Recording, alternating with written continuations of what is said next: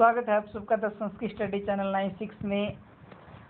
अब हमारा विषय है आज का कक्षा 12 का जो हमने पार्ट 1 पढ़ा था विद्यामृतम अश्नुते, इसका अभ्यास करेंगे हम। जो मोस्ट इम्पोर्टेंट अभ्यास है केवल वही अभ्यास करेंगे।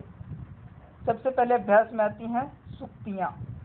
ठीक है, तो उन सूक्तियों की आपने सप्रसंग वाक्य लिखनी है। प्रसंग में क्या लिखना है कि सूक्ति कहाँ से ली गई है और उस सूक्ति का कहने का भाव क्या है। ठीक है, तो फर्स्ट सूक्ति है तेन तक तेन भुंजिता। यहाँ पर इसी किसकी बात कर रहा है कि त्याग पूर्वक उपभोग का आदेश दे रहा है। तेन उस तक तेन मैंने त्याग पूर्वक, भुंजिता मैंने उपभोग करना चाहिए। जैसे कि फर्स्ट श्लोक में कहा था कि स वसमिदं सर्वम यत् किंचित् जगत्याम जगत तेन तक तेन भुंजिता माँ गरीद कस्य स्विधनम।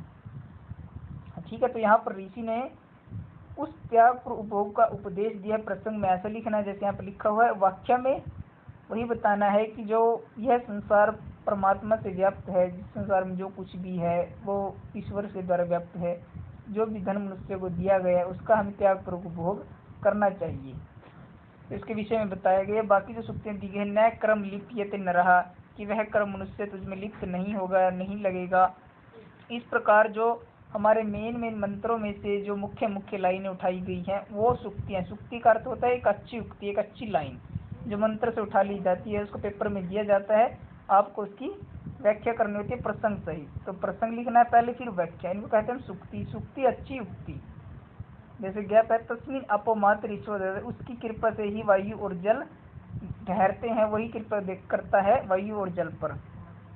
तो कहते हैं अविद्या मृत्युम त्रेता विद्याम अमृतम नुष्यन्ते। अविद्या के द्वारा मृत्यु को पार कर विद्या के द्वारा मृत्यु को प्राप्त हो जाएंगे।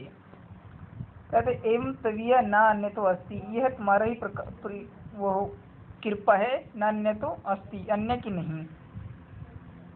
फिर कहते तांत्य प्रत्यय विगति ये के आत्म हनोजना, ते प्रत्यय विगछन्ति, जो आत्मा का हनन करने वाले हैं मर कर बार बार इन लोगों को प्राप्त होते रहते हैं। अनिर्देकम मनसो, वह अचल है। मनुष्य जो मन से अधिक वेग वाले है। नैन देवा आपन पुरुष, देवता लोग प्राप्त नहीं कर सकते। तो पूर्वम अर्षित, सबसे पहले हुआ है, सबको जानने वाला है। ईश्वर की इस गुण की व्याख्या की गई है। तो ये सभी लाइनें हैं, ये कहाँ से ली गई? मंत्रों से उठाई गई हैं। तो इनकी आपने अच्छी तरह से एक एक शब्द की व्याख्या याद रखनी है। उसके बाद आता है प्रकृति प्रत्यय को योजन करना, पद रचना करना। त्यक प्लस कतः, क्री प्लस शतः, तत्पर तहसील। तो प्रकृति प्रत्यय और पद।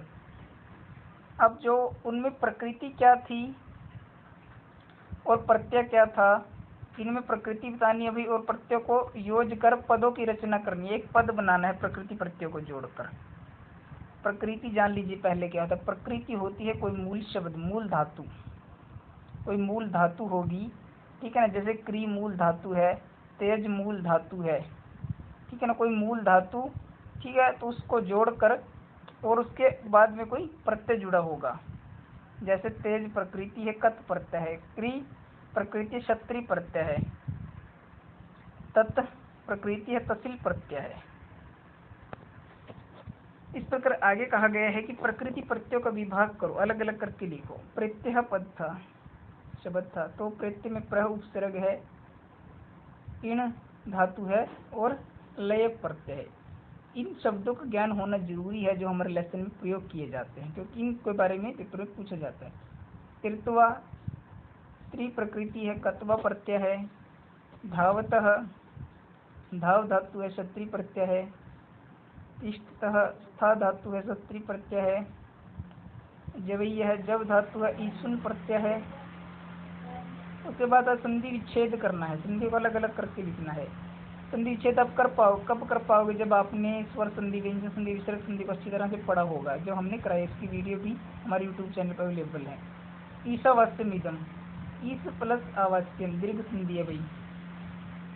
कुर्वन एव प्लस ई है, कुर्वन ए वैसे ही मिल जाएगा। ए प्लस ई कौन संधि है? गुण संधि हो जाएगी। जी वैस्तम समहा, इसमें कौन सी संधि है? इसमें व्यंजन संधि है। तत् प्लस धावत, यहाँ पर व्यंजन संधि। अनेचत प्लस एकम, यहाँ पर व्यंजन संधि है। आहु प्लस अविद्या, विसर्ग के स्थान पर र हुआ है, यहाँ पर विसर्ग संधि है। अन्यथा प्लस आ प्लस ई गुण संधि है।